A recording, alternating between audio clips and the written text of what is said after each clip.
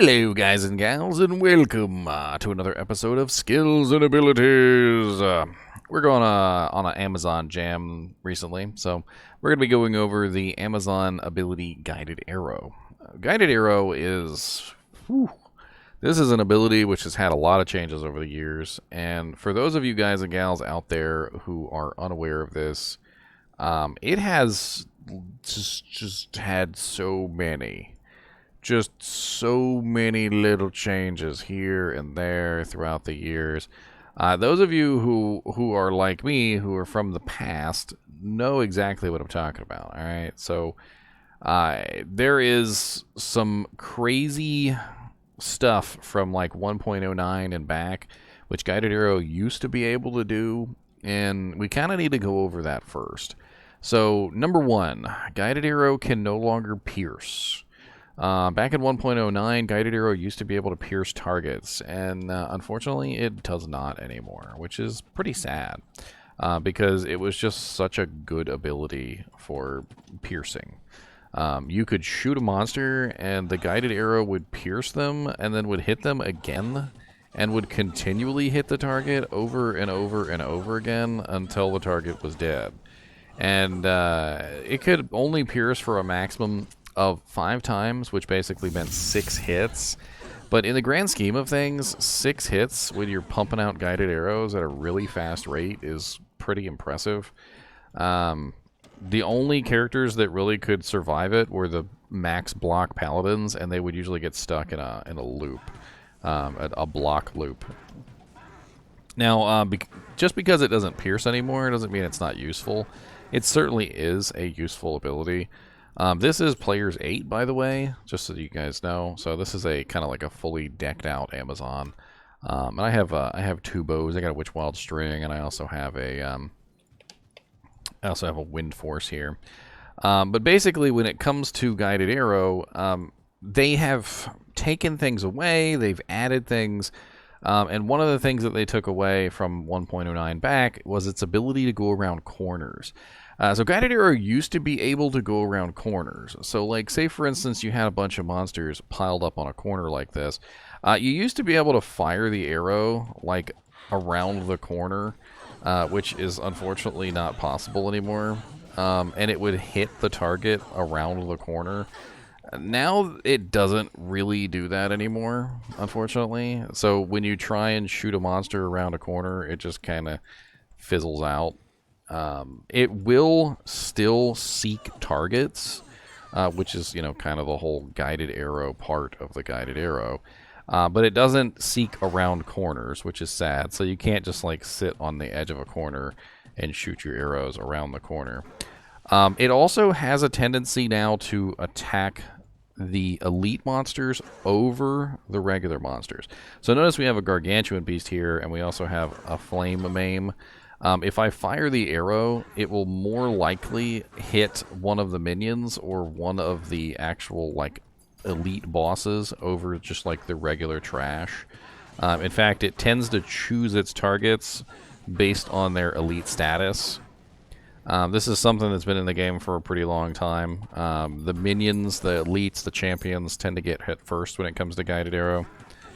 Guided Arrow also has some other interesting mechanics in that it travels further than most arrows. It has a really long travel time, and I'm pretty sure that it has to do with the fact that it has to seek down its target to hit it. So like, say for instance I fired off a magic arrow, I can follow the magic arrow, and you'll notice it stops about right here at the rock. We can do this more scientifically here. Hold on. I'll stand right here at the edge, and we're going to fire the arrow, and we'll see where it stops. So the magic arrow stops right here at the little rock, and we're going to do the same thing with Guided Arrow. And you'll notice that I can't even see how far it travels. Like, I'm not fast enough to catch it. If I fire the Guided Arrow and I try to catch it, like, it keeps going off the screen for quite some time. Guided Arrow's maximum distance is 5.12 seconds, which is insane, especially considering most skills only have a distance of 2 seconds. So it is more than 2 times the distance of any other arrow in the game. So it will just continually keep going until it hits a target. Now, unfortunately, because of the nerfs that they did to its guidance system, I've noticed that a lot of the times when you fire the arrow, it won't sometimes target something. Like, especially if it's really far away from the point that you fired it. So, like, notice here, it just kind of tries to lock on, but then sometimes doesn't. Like, they're standing right next to me, and you would think that guided arrow would always lock onto the target, but sometimes it doesn't. And it seems to have to do with where you're clicking. So, like, if I'm clicking way over here, it's not locking onto the target. But if I click, like, right here, very close to the target, it is more likely to lock onto the target because the point at which I clicked seems to be near the monster that I'm going for. Which is a little odd. You would think it would just kind of target whatever, like, you know, that it wouldn't matter, like, where I'm clicking. But you can clearly see that this monster right here that's behind me, if my mouse is far away from me, it won't target him. However, when I bring my mouse closer to myself, at a certain point, when the mouse becomes close enough to the target, no matter where the target is, then it starts to seek the target. So, like, right now, you can clearly see there's a bunch of zombies over here. And there's even a spike fiend over here on this side. If I'm close enough to the spike fiend, it will auto-target him. But if I'm not close enough to the spike fiend, it will not. And it doesn't matter which way I'm facing, it just matters where my mouse is. Like, literally just where my mouse is at that particular moment when I'm firing guided arrow. And this can come in pretty handy because obviously, as you can see, I don't even have to be looking at the monster to target them. I just have to make sure that I've got my mouse close enough to where the monster is. So you could just kind of just keep firing over and over again. You can actually even fire at monsters off screen this way. So, like, you can see the zombie is, like, right there. All I have to do is make sure that my mouse is close enough to where the zombie is in relation to where I'm firing. And I'll still hit the targets. And you can clearly see that I'm hitting the targets by the life and mana leech going off above my head. So here we've got the blight maim, so we're going to fire, like, right here, and the arrows just make a 90-degree right-hand turn immediately into him. This also kind of works negatively with knockback. So a lot of people don't realize this, but since the exact place where you're firing from is so important with how the way that guided arrow locks onto its targets, if you're knocking back the target, then that means that eventually the target is going to leave the radius of where you're clicking, and it will stop guiding in on the target once they are outside of that radius. So having knockback with guided arrow is almost a complete negative in that regard, especially if the monster is particularly difficult to kill. Like, for instance, if you're fighting something that is going to take you more than, like, 10 or 20 arrows, you're going to knock them back eventually outside of your range, and then you're going to have to run forward, you're going to have to find out where they are, and then fire again. And this is bad because, well, guided arrow doesn't even need to be on the screen. That's the beautiful thing about guided arrow, is you don't even need to be on the screen with the monster. You can literally just fire at the edge of the screen because it has such a long travel distance, and you can just hit the monsters anyway. So you can fire for almost complete safety in this way. But with the addition of knockback, it kind of ruins it and makes it so that you really can't do much. Now, granted, if you have a wall or something, you can knock them back against. It's great. Guided arrow also always hits the target. This is one of guided arrow's best features. It is a lot like smite. So smite is going to always hit a target no matter what. However, the monsters that can block attacks will still block attacks. So keep that in mind with guided arrow. Even though it does have a 100% hit chance, the monster can still block it. As we were talking about earlier with the situation with the block chance on the Paladin, and he would get locked in the block chance from the 1.09, it does make it so that the character can, obviously get super locked into a block stance in the old version. But now you're pretty much just relying on the fact that, you know, you want to hit them all the time, and sometimes it doesn't work. Some of the bosses, specifically like Diablo, Bale, and whatnot, actually have pretty high block chances, and it'll be denoted by an X. So when you're firing at the target, you'll see an X appear instead of a hit, and that basically means that he's blocked the attack. Because there's no other way that you can miss with Guided Arrow. It is a guaranteed hit ability, and if you see that X, you know that they blocked your attack, basically. And it is rather annoying because some monsters have an extremely high block chance. I've actually seen it with Bale specifically. He will just block like 75% of your attacks. So I don't know if that's actually his block chance because I haven't researched it, but I swear he blocks so many guided arrows.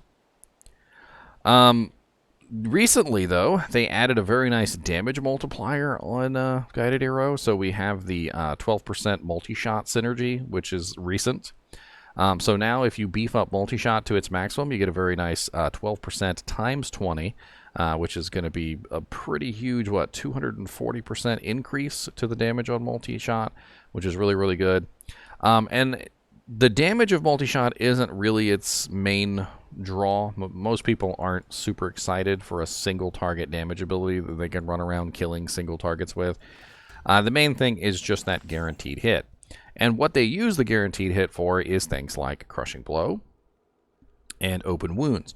So if you are dishing out damage to a single target, like for instance Uber Diablo, maybe you're in Tristram and you're fighting Pandemonium Diablo, maybe you're fighting Uber Bale, Uber Mephisto, like Iswal, Uber Iswal, things like monsters that generally have large amounts of HP.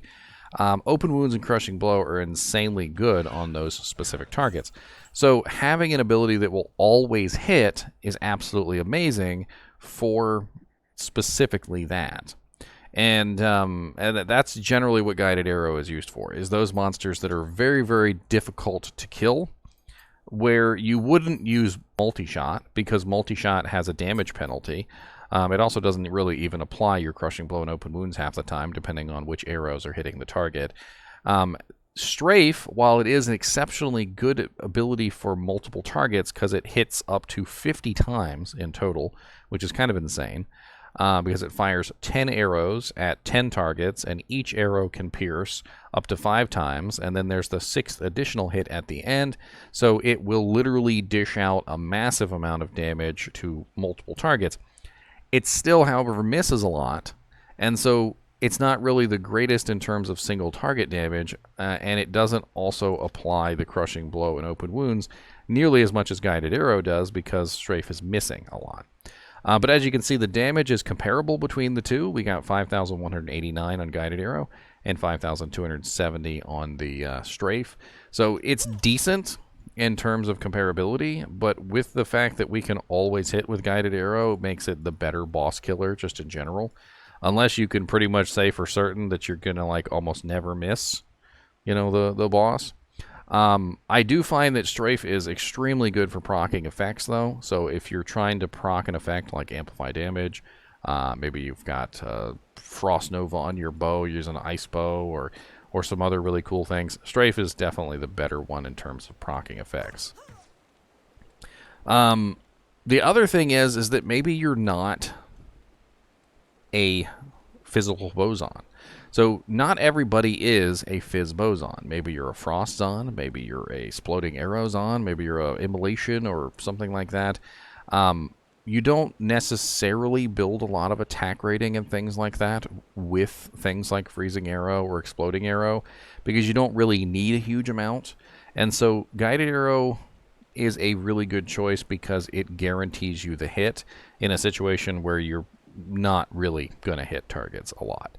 I think my Freezing Arrow Zon had like 8,000 attack rating, which was decent, but it's not enough to be hitting monsters like Diablo or Bale on a regular basis, who are much higher level than you, have really good defense, and also there are penalties involved when it comes to hitting them. So something like Guided Arrow is definitely going to have a much better chance on, say, for instance, a Freezing Arrow Zon than it would on say a you know, like a strafe zon. Like if you were a strafe zon, you probably would just be using strafe because strafe is your main ability. But if you're freezing arrows on, strafe isn't going to do you very good because you just don't really have the attack rating and damage to take advantage of it. Whereas guided arrow is going to be a far better choice in terms of the boss killer effects. You know, applying your crushing blow, applying your open wounds, making sure you're actually hitting the target. Let's see here. I'm sure there's something I'm missing.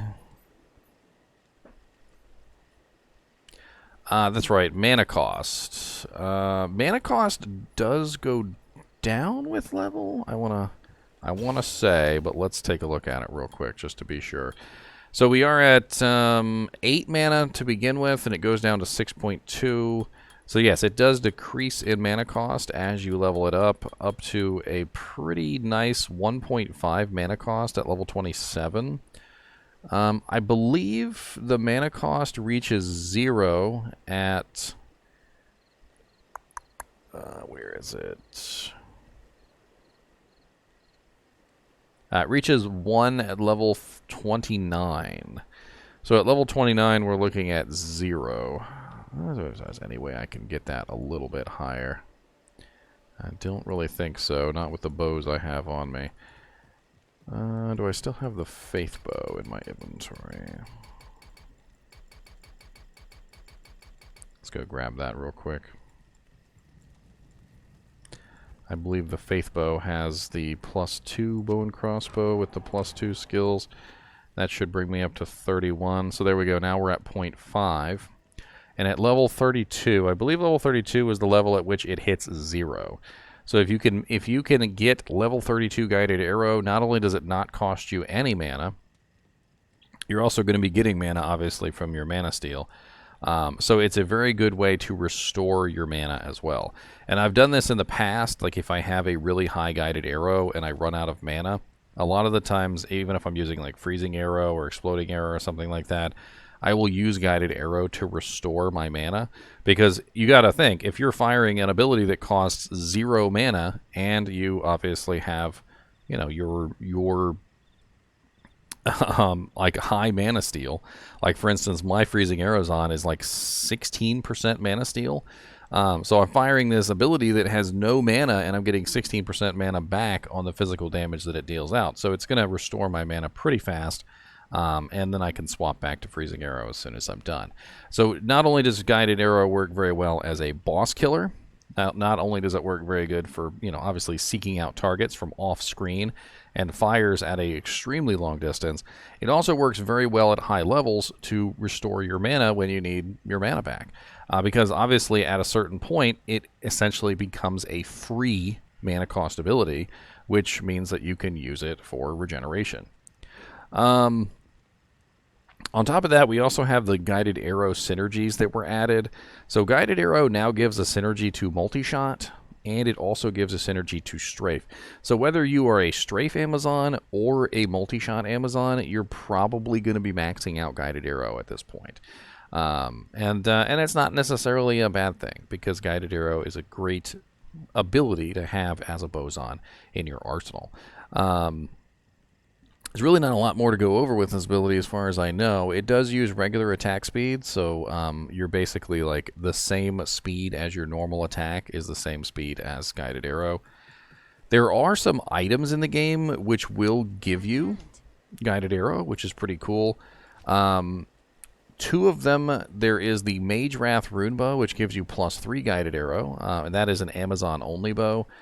At least I think it's an Amazon-only bow. Amazon-only skill, that's what I mean.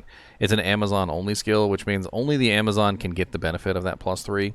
However, there is another bow in the game that will give guided arrow to any character that wants it, and that is the O-skill bow, Widowmaker. So if you are a paladin, a freaking barbarian, a sorceress, a freaking assassin, it doesn't matter. If you're a druid, you can put this bow on, and it will give you +3 to +5 guided arrow as an O skill. Now, I have covered O skills in the past, but let me quickly cover what an O skill is. An O skill is a skill that is granted to you, whether you are the character that owns it or not. So if I am a paladin, for instance, and I threw on the Widowmaker bow, which is a pretty common use of the Widowmaker bow, I would gain the guided arrow skill. And then any plus to skills that I have that are raw plus to skills, not class plus to skills. So for instance, the difference between the +3 Amazon on this Hellfire Torch and the +1 on the Annihilus is that the Annihilus will add to O skills, but the +3 Amazon will not. And for those of you who are smart like me and you've thought about this, and maybe thought, well, what if I put a +3 Amazon torch on a paladin? Well, it doesn't work. I've tried that as well. So the O skills are only affected specifically by raw plus to skill equipment. Now, the guided arrow on the Widowmaker is absolutely amazing because it gives other characters the ability to use a guaranteed hit ability. So any character in the game can have an always hit ability with guided arrow. Whether you're a sorceress, a druid, or an assassin, it doesn't matter. And because guided arrow will transfer other effects, like for instance, say if you had Holy Freeze or Holy Shock, maybe you're a sorceress who's using Dual Dreams and you have Lightning Mastery.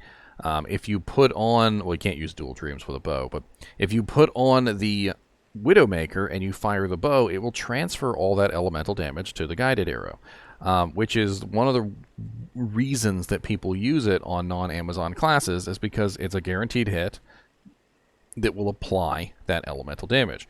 And it has a lot of uses in PvP as well. I believe, what was the name that that people like to use for the guided arrow paladins? The Strider paladins. Can't even remember the name of the character. There's a specific name that's been going around for a little while. The Murder Paladin or something. Like, they basically have maxed out Holy Shock or maxed out Holy Fire, and they basically run around firing the bow and dishing out tons of fire or cold or lightning damage or whatever particular element they're using. And since it's a guaranteed hit, with the exception of blocking, there's a very good chance that you're going to get hit by that massive damage spike. I